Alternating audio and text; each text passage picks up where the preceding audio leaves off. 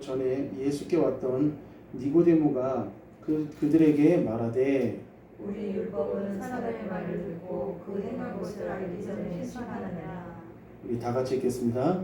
그들이 대답하되 너도 갈릴리에서 왔느냐 찾아보라 갈릴리에서는 선지자가 나지 못하느니라 하였더라. 아멘. 우리 찬양 한 장하고 하나님 말씀 나누겠습니다.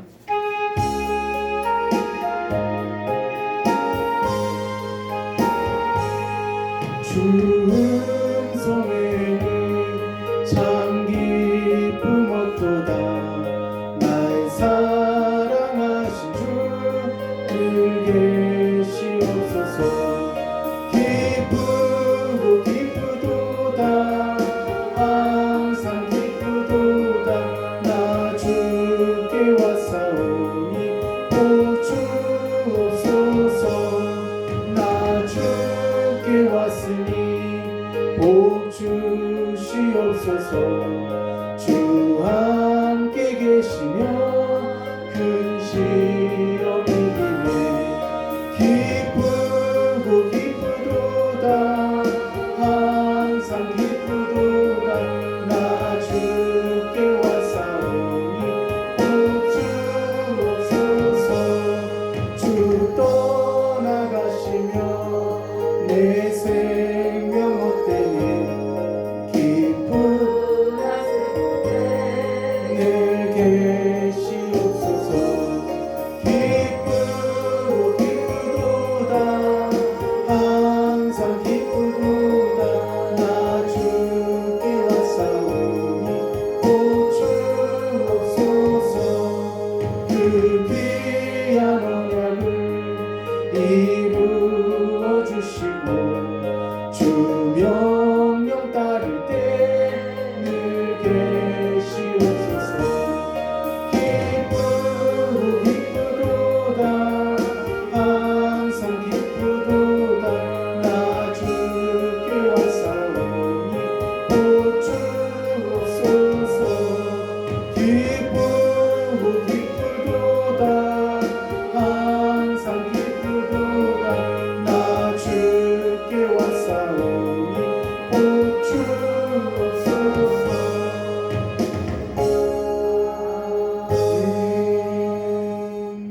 할렐루야. 자, 오늘 우리가 7장에 나와 있는 말씀을 가지고 우리 하나님께서 주시는 능력과 세임을 얻기를 원합니다.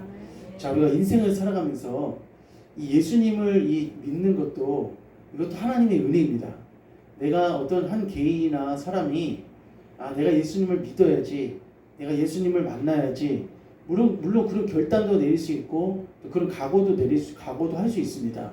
근데 분명한 것은 내가 하나님을 믿고 예수님을 믿는 것은 전적으로 누구의 은혜냐면은 하나님의 은혜라는 것입니다. 오늘 여기 등장하는 요한복음 7장에 예수님께서 예루살렘 이 유대 지경으로 올라가셔서 유대인들 앞에서 복음을 전하시고 하나님의 말씀을 전하십니다. 근데 이 전하고 계셨을 때 사람들이 두 가지의 반응으로 나타납니다. 두 가지의 반응. 그러니까 우리가 하나님을 만나지 못하는데 장애물이 되고 걸림돌이 되는 것이 뭐냐면은 이 지식이 고착화됐을 때 지금까지 내가 경험했던 거 그리고 내가 지금까지 배워왔던 것들이 그 지식이 고착화가 되고 또 특별히 이 고정관념이라는 것이 딱 못에 박혀 있으면은 예수님이 해주시는 말씀이라든지 하나님께서 해주시는 그 말씀에 대해서 그것을 선입견을 가지고 반응을 하질 않습니다. 또 하나는 무엇이냐면은 복음을 받아들이지 않는 또 하나의 이유는 뭐냐면은 바로 그들의 눈이 영적인 눈이 가려져 있다는 것입니다. 그래서 오늘 우리가 읽었던 40절 말씀 보니까 이 말씀을 들은 무리 중에서 어떤 사람은 이 사람이 참으로 그 선지자라 하며 라고 하면서 어떤 사람은 예수님 저기서 갈릴리에서 오신 그 저분이 내가 봤을 때는 선지자 같다 이렇게 말하는 사람도 있었고 또 41절에는 어떤 사람은 그리스도라 하며 어떤 이들은 그리스도가 어찌 갈릴리에서 나오겠느냐라고 하면서 저 사람은 저분은 선지자 또 어떤 사람들은 저분은 그리스도라고 하면서 의견이 지금 갈려 있습니다. 그러니까 예수님은 정말 이들에게 구원을 주시고 영생을 주시고 복음을 주시려고 복음을 알아쳐 주시려고 오셨는데 정작 이들은 예수님에 대해서 어떠한 모습으로 보냐면은 선지자일 수도 있고 그리스도일 수도 있고 여러 가지 의견을 지금 나누고 있습니다. 그러면은 이들이 말하는 그 선지자라 하며라고 되어 있는데 이 그 선지자라는 이 말씀은 우리가 신명기 18장 15절에 보니까 이 선지자는 모세가 이런 말을 했습니다. 나와 같은 선지자가 앞으로 나올 것이요 라고 하면서 나와 같은 선지자가 한 명 등장할 것이다 라고 얘기했습니다. 근데 여기서 말하는 이 선지자는 일반적인 선지자가 아닙니다. 엘리사라든지 사무엘이라든지 이런 선지자 개념이 아니에요. 이 여기서 등장하는 신명기 18장 15절에서 등장하는 이 선지자는 누구를 말하는 거냐면 바로 예수 그리스도를 말하는 겁니다. 그러니까 오래전 모세 시대 때부터 물론 우리가 창세기에서도 예수님께서 오실 것이라는 것에 대해서 창세기 3장 15절에 보면은 나와 있습니다. 여인의 후손으로 오실 것이라는 말씀이. 근데 구약 성경에는 계속적으로 예수님이 오실 것이라는 그 예언이 계속 끊어지지 않고 나옵니다. 끊어지지 않고. 그러니까 그러므로 여기 등장하는 이 40절에 등장하는 이 사람이 참으로 그 선지자라 하며라고 하는 이 선지자는 누구를 말하는 거냐면은 바로 예수 그리스도를 말하는 겁니다. 근데 참으로 유감스럽게도 여기 있는 이 40절에 있는 이 사람들이 그 선지자라고 하는 그 선지자가 예수님인 것을 메시아인 것을 그리스도라는 것을 알고 이런 소리를 한 걸까요? 아니면 일반적인 선지자라고 말하면서 이런 얘기 한 걸까요? 예. 근데 여기서 제가 이제 설명해드린 그 선지자, 그러니까 예수님을 말하는 것이 아니라 안타깝게도 유감스럽게도 여기 있는 유대인들은 누구를 말하는 거냐면은 일반적인 선지자를 말하는 거예요. 일반적인 선지자.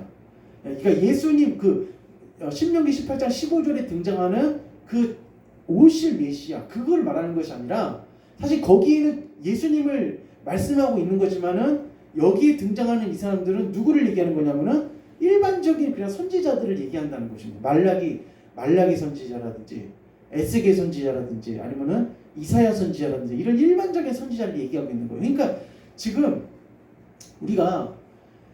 우리가 아는 만큼 주님을 신뢰할 수 있고 내가 주님에 대해서 아는 만큼 내가 주님을 더 따라갈 수 있습니다.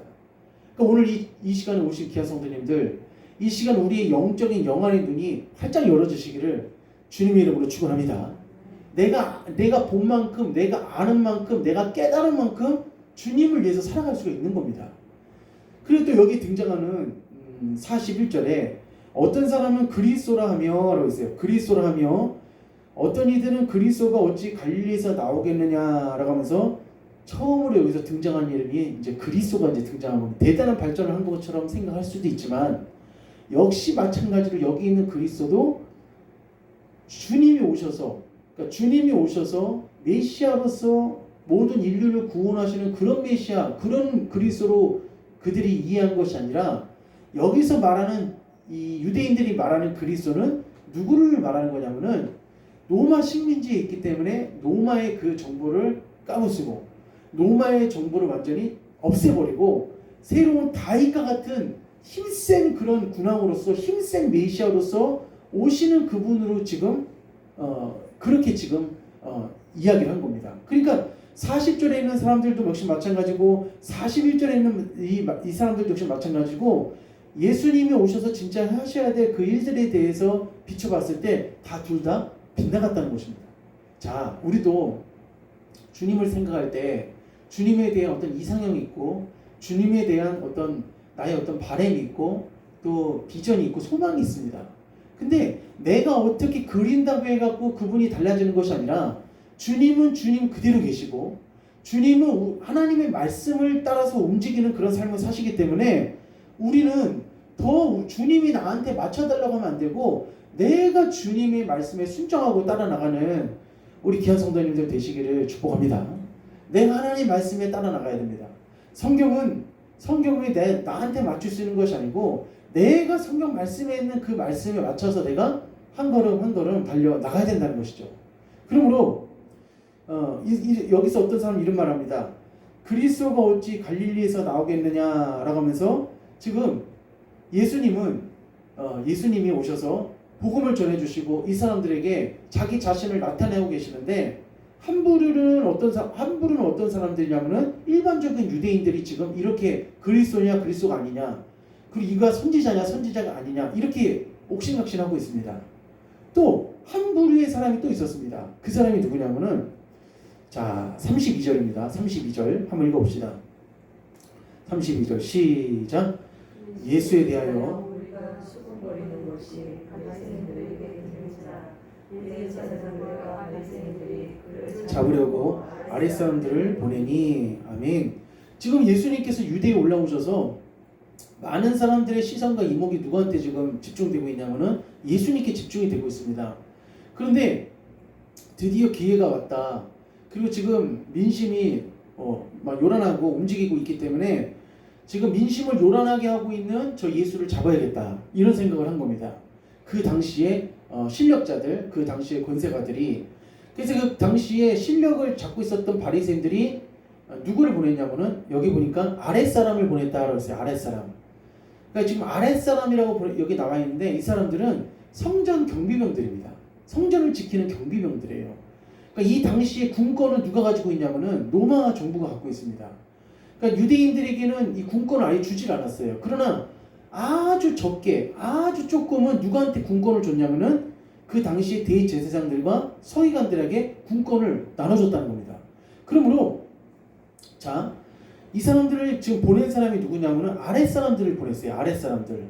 근데 아랫사람들을 보냈는데 그 아랫사람들 역시 마찬가지로 자기가 원한 것도 아니고 또 자기가 가려고 했던 것도 아니지만은 자기의 그때 어떤 의식이나 자기의 생각하고는 전혀 상관없이 누구의 말씀을 똑같이 듣게 됐냐면은 예수님의 말씀을 똑같이 듣게 됐습니다. 그러니까 지금 유대인들과 섞여갖고 여기에 지금 등장하는 이 수장제를 지키고 이 초막제를 지키는 유대인들과 같이 섞여갖고 누구하고 지금 같이 있는 거냐면은 아랫사람들도 같이 있는 겁니다. 근데 그렇게 하나님의 말씀을 이 두 부류가 지금 받았어요. 두 부류가 받았는데, 근데 결론적으로 얘기하면은 이 두 부류의 사람들이 받았지만은 자기들이 깨닫는 것은 전혀 틀렸어요. 오히려 유대인들이 예수님을 더 깨닫고 오히려 더 예수님을 더 받아들일 거라고 생각했지만은 오히려 예수님을 체포하려고 했던 그 사람들이 오히려 자기들이 복음에 체포가 당했어요. 오늘 이 시간 예수님의 말씀에 우리 쑥 들어가시기를 축원합니다. 왜냐하면 예수님의 말씀은 천지를 창조하신, 그리고 이 땅에 오신 하나님의 아들로서 성자 하나님으로서 지금 이렇게 유대 광장에서 유대인들과 함께 이 아랫사람들과 함께 예수님의 말씀을 들을 수 있는 이 은혜는 진짜 놀라운 겁니다. 특히 우리가 이 세상에 강사들 있잖아요. 보면은 우리가 사회적으로도 그렇고 대학교에서도 그렇고 여러 가지 공공기관도 역시 마찬가지고 수많은 그런 강사들이 있지만은 이 땅에 정말 명강사이고 정말 훌륭한 강사는 누구냐? 바로 예수님이십니다. 예수님은 우리 영혼을 살리신 분이시고 우리 예수님께서 우리에게 지혜를 주시는 분이시고 이 땅을 살아가면서 우리 예수님께서는 우리가 살아갈 지향점이고 목표고 또 우리의 삶의 소망 되시는 분이라는 것을 우리는 너무나도 우리의 신앙생활 가운데 분명하게 깨달을 수가 있다는 것입니다. 그래서 이 사람들이 얘기합니다. 이 사람은 갈릴리 사람이 아니냐, 갈릴리 사람이 아니냐. 42절에 성경에 이르기를 그리스도는 다윗의 씨로 또 다윗이 살던 마을 베들레헴에서 나오리라 하지 아니하였느냐 하며 라고 하면서 여기서 등장하는 지명이 이제 베들레헴이라고 등장합니다. 근데 사실 예수님은 어디서 나셨습니까? 베들레헴에서 탄생하셨습니다. 우리 누가복음 2장 잠깐만 가고 누가복음 2장 한번 봅시다. 누가복음 2장 잠깐만 갔다 와볼게요. 자, 2장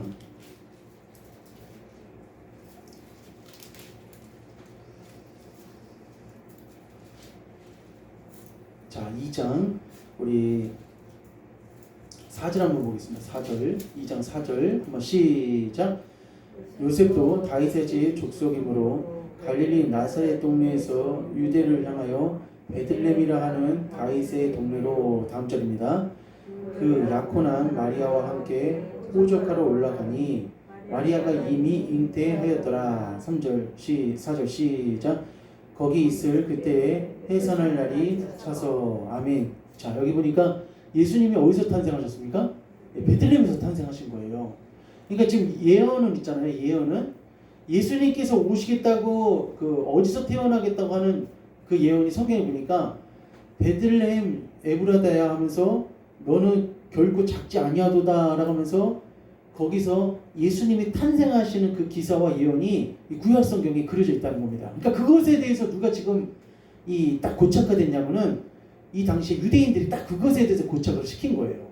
그러니까 하나님의 말씀이 구약 성경에 나온 선지자들이 예수님은 베들레헴 출신이다.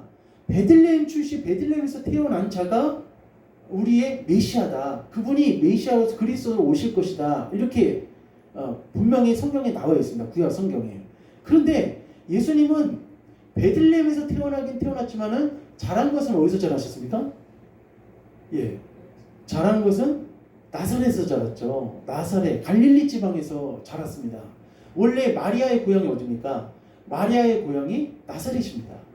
그러니까 천사 가브리엘이 누가복음 2장에 보니까 천사 가브리엘이 나사렛 동네에 찾아와서 누구한테 들어갔냐면 마리아한테 들어갔습니다. 그러므로 예수님이 탄생하신 것은 베들레헴에서 탄생하셨지만은 자라신 것은 어디서 자라셨냐면은 갈릴리 지역에서 자란 거예요. 갈릴리 지역에서 자라고 탄생하신 것은 우리가 동방박사들이 이제 우리가 12월달에 성탄절일 때 있지만은 동방박사들이 향유 옥합을 가지고 그리고 그들이 막 금이라든지 여러 가지 예물을 가지고 와서 베들레헴에 있는 말 구육관에 이제 아기 예수를 경배하고 난 그 시간이 그렇게 오래지는 않습니다. 그렇게 오랜 기간은 아닙니다. 그 짧은 시간이었어요. 베들레헴에 머물러 있었던 것이. 그리고 예수님은 또 어디로 내려가셨냐면은 애굽으로 내려가셨다가 그리고 다시 고향으로 또 다시 올라가셨다가 나사렛 동네에서 이제 자라나시면서 이제 그들의 눈이라든지 그들의 생각 가운데 또 예수님을 알고 있는 사람들 가운데서 예수님은 어디 출신이라고 이제 딱 고정화 됐냐면은 갈릴리 출신 이렇게 생각을 한 겁니다. 그렇지만은 예수님은 진짜 베들레헴에서 탄생을 하셨다는 거예요. 그러므로 자 43절에 예수로 말미암아 무리 중에서 쟁론이 되니 자 무리 중에서 무슨 일이 벌어졌냐면 쟁론이 됐어요. 왜 쟁론이 됐냐면은 야 갈릴리 출신이지 않느냐. 그러나 저분은 뭔가 이상하다. 저분은 우리가 섬기고 있는 우리가 알고 있는 서기관 율법사들하고 전혀 틀려. 제대장도 아니고 그리고 앞전에 그 이스라엘의 유대 사람들한테 굉장히 신선한 바람을 일으켰던 사람이 누굽니까? 예, 요단강에서 세례를 줬던 세례 요한이죠. 근데 세례 요한보다 더 놀라우시고 왜 그렇게 생각을 했냐면은 요한복음 7장 15절에 한번 봅시다. 7장 15절 시작. 유대인들이 놀랍게 여겨 이르되 이 사람은 배우지 아니하였거늘 어떻게 그를 아느냐 하니 16절입니다. 시작. 예수께서 대답하여 이르시되 내 교훈은 내 것이 아니요 나를 보내신 이의 것이니라. 아멘. 그러니까 지금까지 예수님의 동무되는 예수님의 사역은 어디서 사역하시냐면 가버나움이라든지 벳세다라든지 갈릴리 지방 중심으로 해서 하나님의 말씀 사역을 하시고 병 고치시는 사역도 하시고 귀신을 쫓아내는 사역을 하셨습니다. 그러다가 이제 예수님께서 이 이스라엘의 중앙 무대로 지금 올라오셨을 때 이 예수님의 말씀을 그 당시에 초막절의 기간 가운데 있었던 많은 유대인들이 예수님 말씀을 들은 거예요. 거기에서는 엘리트도 있을 것이고 거기에서는 지식층도 있었을 것입니다. 그런데 어떻게 저 촌놈이 촌구석에서 저렇게 있었던 사람이 어떻게 저런 말 할 수 있지? 라고 하면서 깜짝 놀란 거예요. 그러니까 예수님을 지금 두고 가불론박 하면서 지금 예수님은 뭔가 선지자다, 그리스도다. 아니야. 어떻게 그리스도가 갈릴리에서 나겠느냐 하면서 지금 막 치열한 공방전을 지금 치르고 있는 모습이 오늘 우리가 읽었던 이 말씀입니다. 그런데 하나님께서는 우리 예수님께서는 오히려 뜻하지 않는 사람에게 은혜를 준비하셨어요. 그 사람들이 누구냐? 한번 따라하겠습니다. 아랫사람. 예, 아랫사람이에요.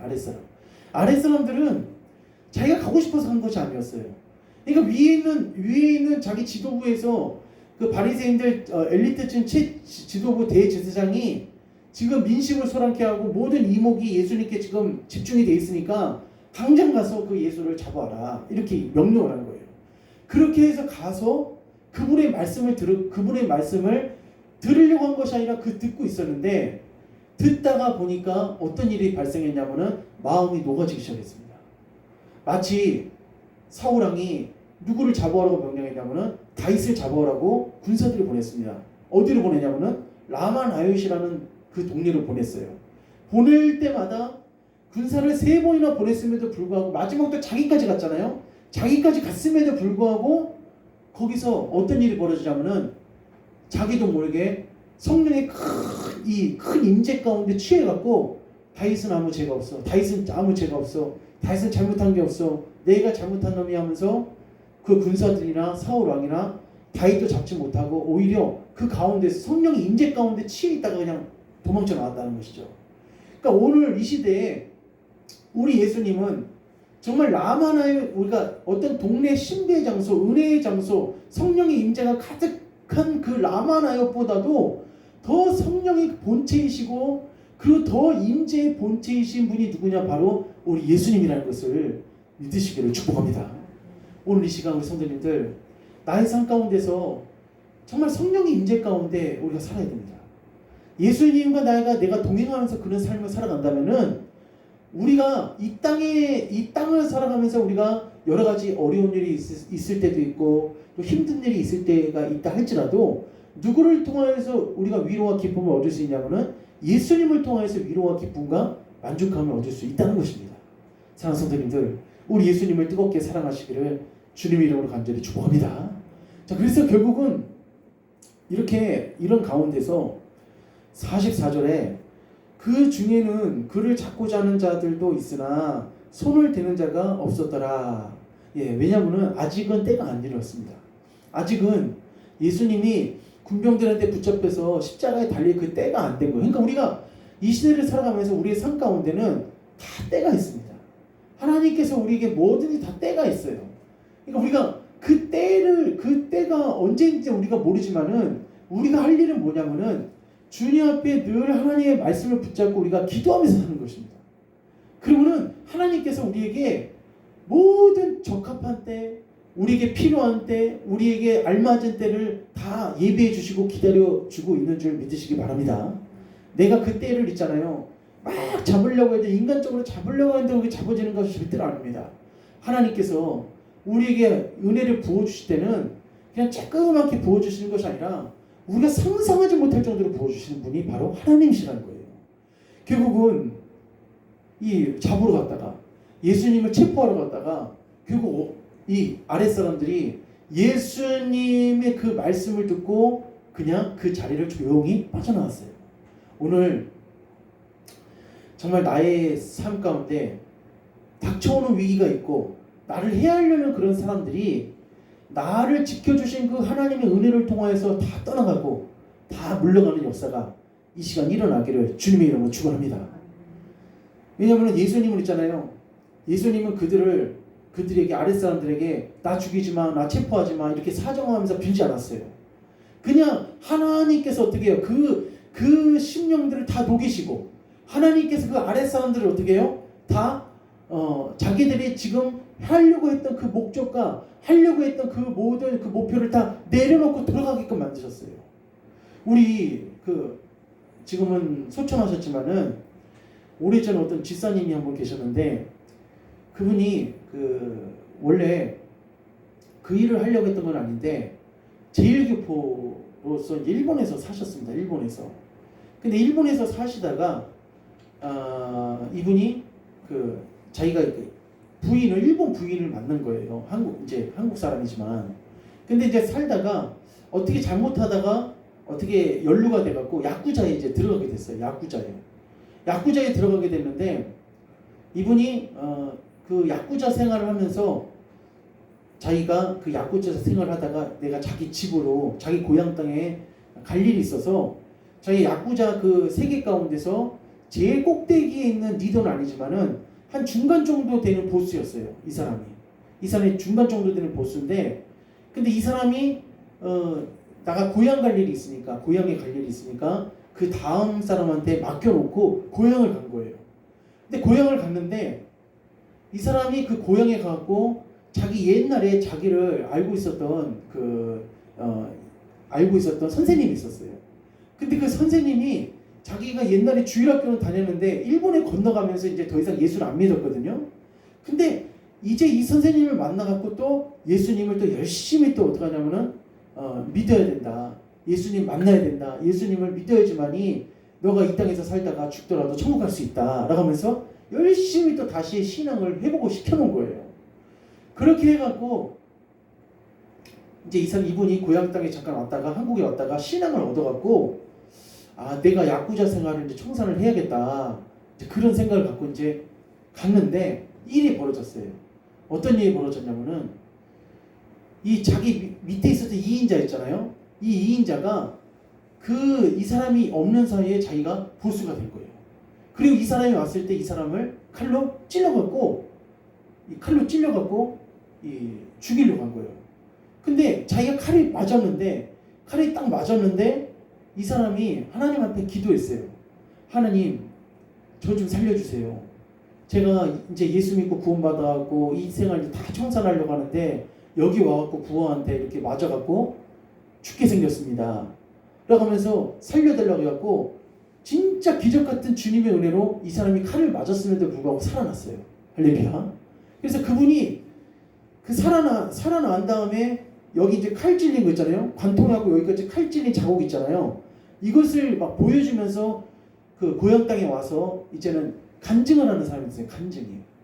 그래서 이분이 간증을 하는 그런 삶을 살았는데, 근데 이분은 어디를 가더라도 꼭 죽이려는 사람이 따라다니는 거예요. 어느 날 이 사람이 큰 돈을 가지고 어떤 산을 넘어서 다른 지역으로 가려고 하는데, 이 사람이 큰 돈을 가지고 간다는 것을 어떤 사람이 이거 정보를 알게 된 거예요. 그래서 그 사람을 밤중에 몰래 숨었다가 그 사람을 칼로 이제 죽이고 그 돈을 가져가려고 하는데 놀라운 일이 벌어졌어요. 그 사람이 죽이려는 사람이 죽이려고 하는데 못 죽였어요. 그리고 그 다음날 좀 더 시간이 지난 다음에 자기가 죽이려고 했던 그 사람한테 자기가 가서 자수를 한 거예요. 내가 사실 당신 돈을 가져가려고 산에 숨었다가 칼로 찔러 죽이려고 했는데 못 죽였다는 거예요. 왜 못 죽였냐니까 당신 옆에 군인 2명이 당신하고 같이 가던데 그 사람들이 누구냐? 그 사람들이 막 무시무시한 그런 사람들이 군인 2사람이 당신 이 좌우 옆에서 가는데 그 사람들 때문에 못 죽였다는 거예요. 그러니까 그 사람들이 누구냐면 바로 따라하겠습니다. 천사입니다. 천사가 그 사람을 지켜주시고 보호해주시는 거예요. 그러니까 오늘 이 아랫사람들이 어떻게 해요? 예수님을 체포하고 잡아가고 끌고 가려고 하는데 그들이 행하려고 했던 그 생각과 마음과 그 신경을 누가 변화시켜줬냐면은 하나님께서 변화시켰다는 거예요.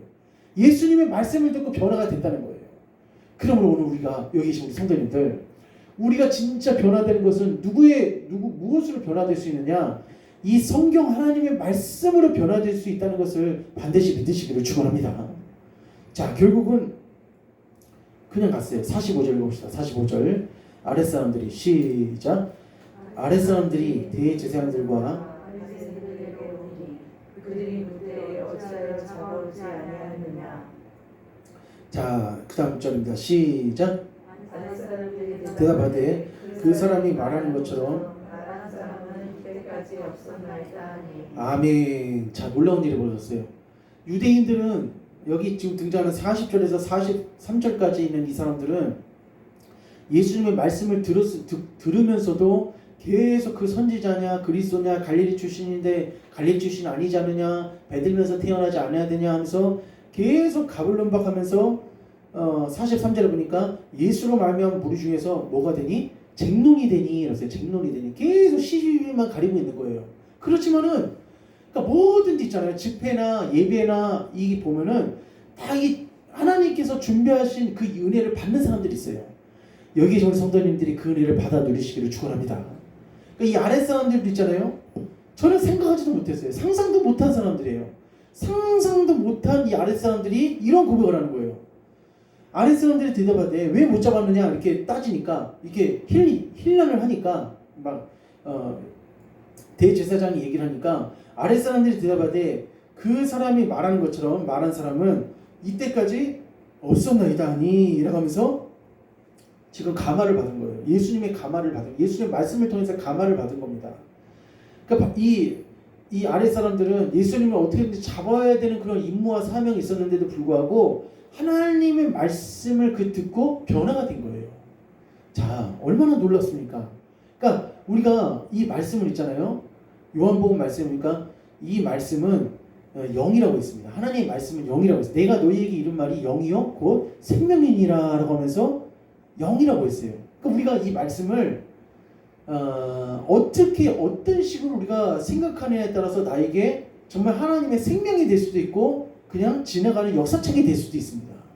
그러니까 여기 있는 우리 말씀, 여기 있는 이 말씀이 사람도 변화시킬 수 있는 말씀이고 사람도 살릴 수 있는 말씀이라는 것을 우리가 말씀을 통해서 알 수가 있어요. 그래서 48절에 이런 사람 없었습니다. 47절에 바리새인들이 대답하되 너희도 미혹되었느냐? 당국자들이나 바리새인 중에 그를 믿는 자가 있느냐? 율법을 알지 못하는 이 무리는 저주를 받은 자로다. 저주는 누가 받았냐면은 대제사장이 받은 겁니다. 아랫 사람들은 축복을 받은 거예요. 그러니까 너는 저주를 받았다라고 하면서 막 욕을 하고 그리고 막 안 좋은 소리를 퍼붓고 있는데 사실은 이들은 영적인 눈이 가려워져서 지금 앞에 오신 분이 하나님의 아들 예수님이라는 것도 지금 모르고 계속 지금 이야기를 하고 있는 거예요. 근데 여기서 우리가 하나 짚고 넘어가겠습니다. 그것은 율법을 알지 못하는 이 무리는 저주를 받은 자로다 라고 하면서 무엇을 또 여기서 얘기를 했냐면 율법에 대해서 얘기했습니다. 그러니까 그 율법이라는 것은 뭐냐면은 베들레헴 출신, 베들레헴에서 나온 그분이 바로 메시아다 이걸 얘기하는 거예요. 그러니까 이 아랫 사람들은 갈릴리 출신인 그 사람의 말을 듣고 와서 어떻게 그분이 메시아라고 생각하냐면서 너희들은 율법도 모르는 거, 너희들 말씀도 모르는 자다 이렇게 얘기를 하는 거예요. 근데 정작 말씀을 모르는 자는 누구냐면 바로 이 바리새인들이고 대제사장이라는 것이죠. 근데 우리가 요한복음 2장에 보면은 어떤 사람이 등장하냐면은 밤에 찾아왔던 사람이 누굽니까? 예수님 밤에 찾아왔던 사람? 예, 밤에 예수님이 찾아왔던 사람 있잖아요. 니고데모라는 사람이 있습니다. 니고데모. 이 사람은 이정목을만 하면 가끔 한 번씩 나타나는 사람. 이정목을만 하면 성경에 한 번씩 나타나는 사람인데 오늘 이제 또 한 번 나타납니다. 이 니고데모라는 사람이 이 니고데모가 대제사장에게 혼나고 있는 아랫 사람들을 막 혼내고 있는 그런 모습을 지켜보고 그 바리새인들의 모습을 지켜보고 난 다음에 옆에서 딱 지켜보다가 지금 아랫 사람들이 혼날 일이 아니라 지금 제사장들과 바리새인들이 지금 율법을 저들이 지금 모르고 있다 이렇게 생각을 하면서 그들에게 지금 다시 한번 항변하고 있습니다. 어떻게 항변하고 있냐? 50절에 그 중에 한 사람 곧 전에 예수께 왔던 니고데모가 그들에게 말하되 신앙이 좀 자랐어요. 예, 보니까 신앙이 좀 큰 것 같아요. 말하되 자 51절 중요한 말씀 읽어봅시다. 시작. 우리 율법은 사람의 말을 듣고 그 행한 것을 알기 전에 심판하느냐. 아멘. 이게 무슨 말이냐면은 우리 신명기 한번 1장 가봅시다. 신명기 1장.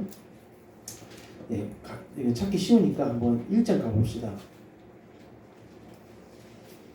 자, 신명기 1장.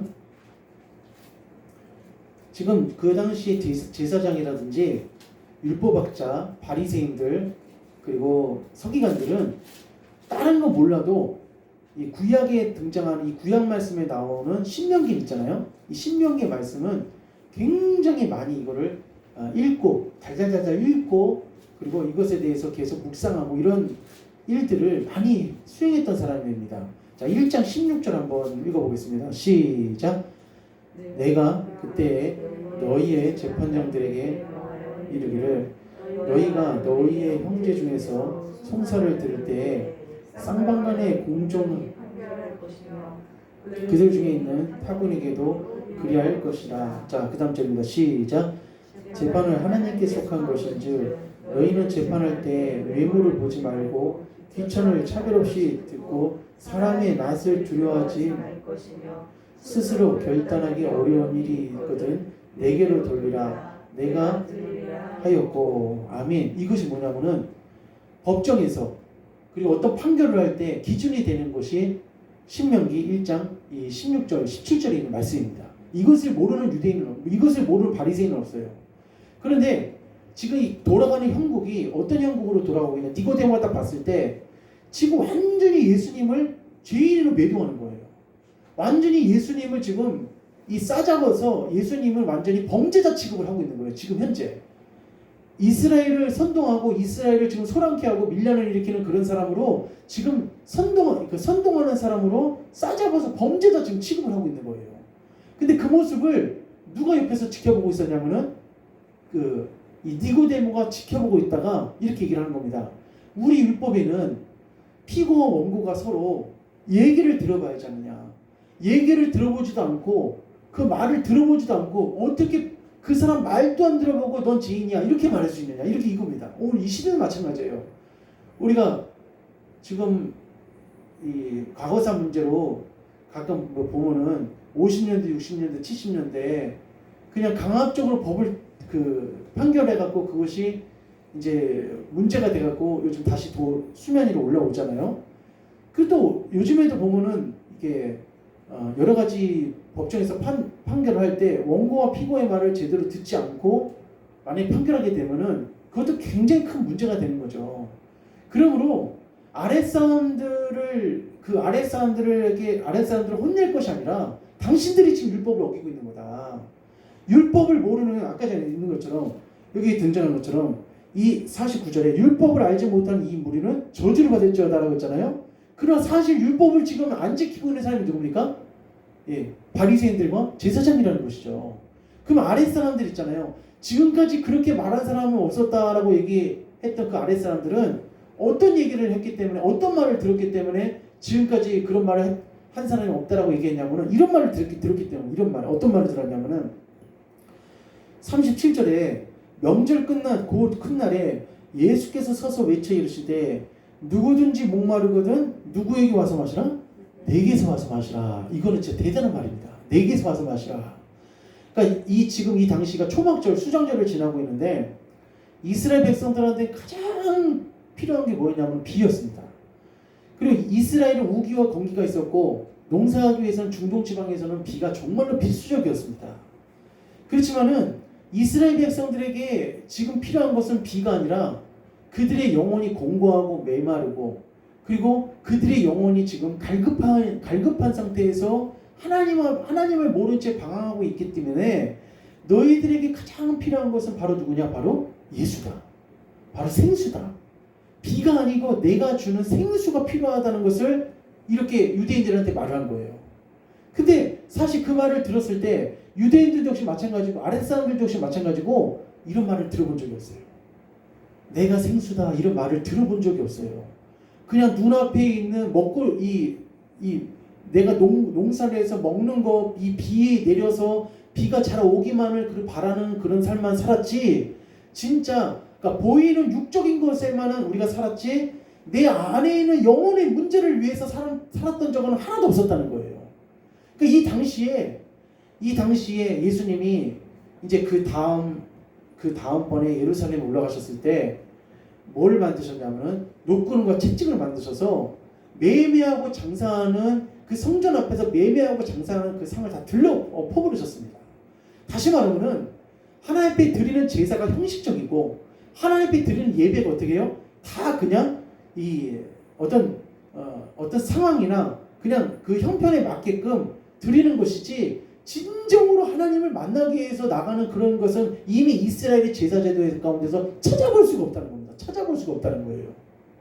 그러니까 우리 사랑하는 성도님들 이 세상에 누가 뭐라 하든지 나는 진짜 진실하게 예수님을 믿으시기를 주님의 이름으로 축복합니다.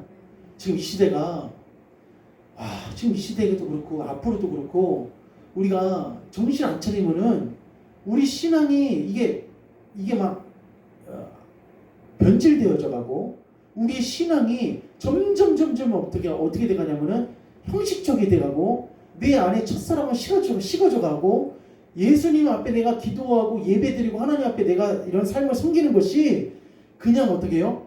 내가 그냥 어쩔 수 없이 아니면 내가 그냥 그 기독교이니까 나와서 예배드리자 이런 정도밖에 되지 않는 거예요. 그러나 이거는 우리가 예수님 앞에 무슨 대접을 받는 거냐면 노끈으로 채찍을 맞는 그런 상황밖에 되지 않는 거예요. 그러니까 우리는 누가 돼야 되냐? 누가 돼야 되냐? 하나님의 말씀을 받을 때 이러니 저러니 쟁론하는 자가 되면 안 되고 이렇게 말씀하는 자는 없었다.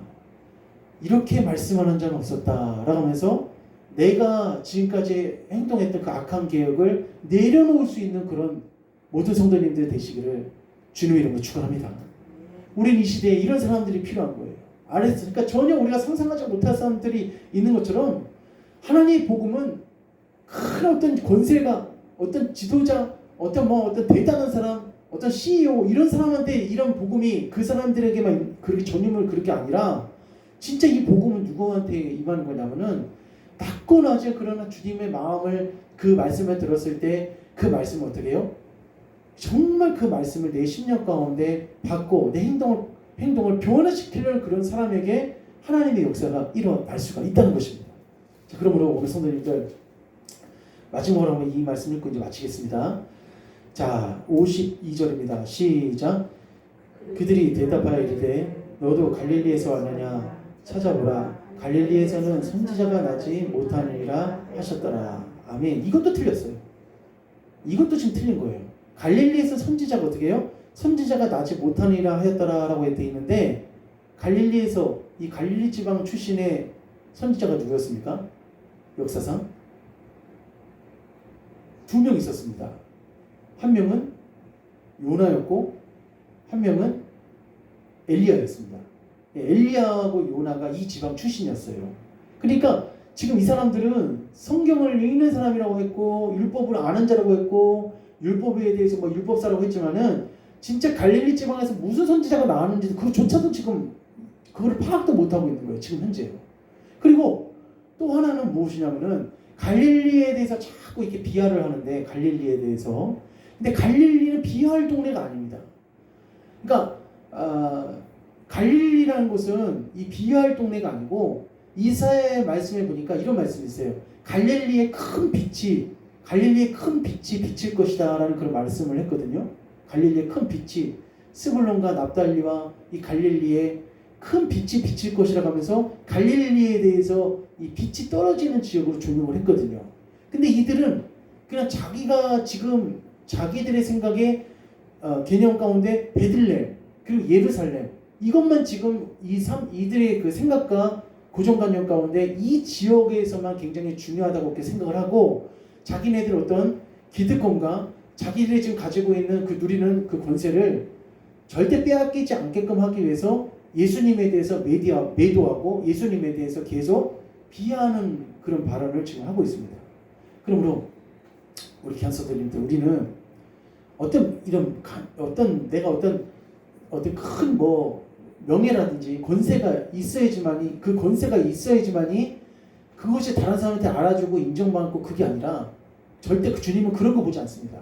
따라했습니다. 주님은 중심을 보십니다. 예, 중심을 보십니다. 믿으시기 바랍니다. 주님 앞에 우리가 섰을 때 벌거벗어 있는 옷을 입고 아무것도 내 손에 쥐어준 거 없습니다. 태어날 때도 맨손으로 나왔듯이 갈 때도 맨손으로 갑니다. 우리가 주님 앞에 섰을 때 너 이 땅에서 대제사장, 너 이 땅에서 바리새인, 너 이 땅에서 율법사 주님 그런 거 하나도 안 보십니다. 절대 그런 거 보시는 분이 아니라 주님은 무엇을 보시냐면은 진짜 주님께서 주시는 그 복음과 주님께서 주시는 그 말씀을 내 마음과 심령 가운데 딱 갖고 어떻게 해요? 그 중심을 가지고 살아가는 사람들을 주님께서는 인정하시고 축복하십니다. 여기는 우리가 귀한 성도님들 우리의 신앙이 형식화되는 순간 우리는 절대 우리 신앙이 미끄러지다는 것을 알고 매 순간순간 예수님을 뜨겁게 사랑하시고 그리고 절대 우리는 형식과 어떤 그 명예와 어떤 권세와 이런 것에 치우치지 말고 작은 자로서 겸손한 자로서 정말 주님의 말씀을 따라가는 우리 귀한 성도님들 다 되시기를 주님의 이름으로 간절히 축원합니다. 자, 우리 찬양하시고 하나님 앞에 이 시간, 하나님 제가 주님을 알아볼 수 있는 눈을 주시고 주님의 말씀을 우리가 깨달을 수 있는 은혜를 달라고 한번 이 시간 찬양하도록 하겠습니다.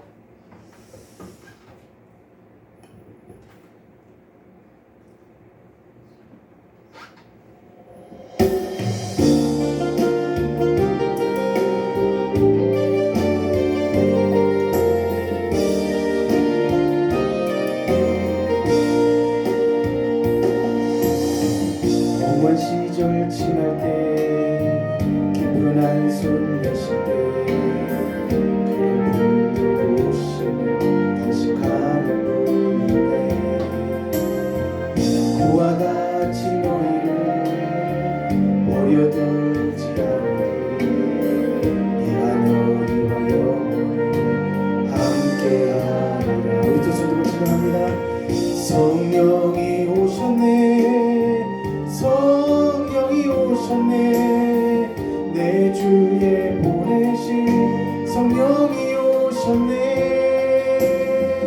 우리 인생 가운데 친히 찾아오셔서 그 나라 꿈꾸게 하시네. 오늘 인자 갇힌 자 자유와